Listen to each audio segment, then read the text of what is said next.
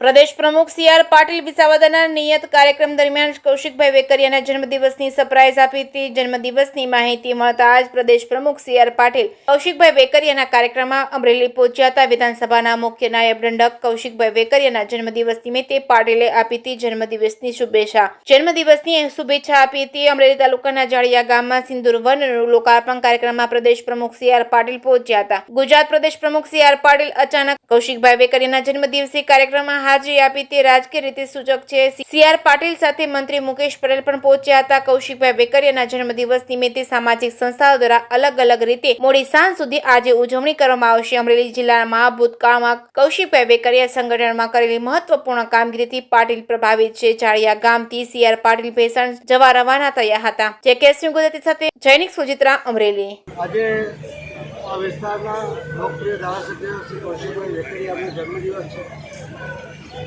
વિવિધ સંગઠનની જવાબદારીઓ સાથે મહામંત્રી, જિલ્લા અધ્યક્ષ, ધારાસભ્ય અને વિધાનસભાની અંદર પણ જવાબદારી સાથે જેમણે લોકોના દિલ જીત્યા છે એવા શ્રી કૌશિકભાઈનો આજે જન્મદિવસ છે. જન્મદિવસ નિમિત્તે એમણે લોક ઉપયોગી સેવાના કામો શરૂ કર્યા છે.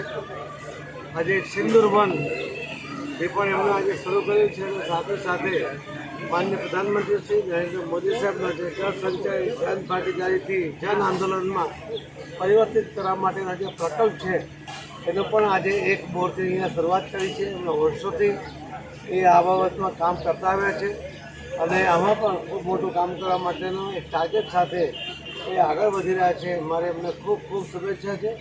એમના જન્મદિવસે પણ એમને ખૂબ ખૂબ શુભેચ્છા છે. ધન્યવાદ. ખાસ તો મીડિયાના મિત્રોનો અને તમામ લોકોનો પહેલાં હું હૃદયથી આભાર માનું છું. મારા જન્મદિવસ નિમિત્તે અલગ અલગ સંસ્થાઓ દ્વારા, ગ્રામજનો દ્વારા અલગ અલગ વિવિધ કાર્યક્રમોનું આયોજન કરવામાં આવ્યું. આજે જાળિયા મુકામે સિંદૂર વનનું પાટીલ સાહેબના વરદ હસ્તે લોકાર્પણ કરવામાં આવ્યું છે.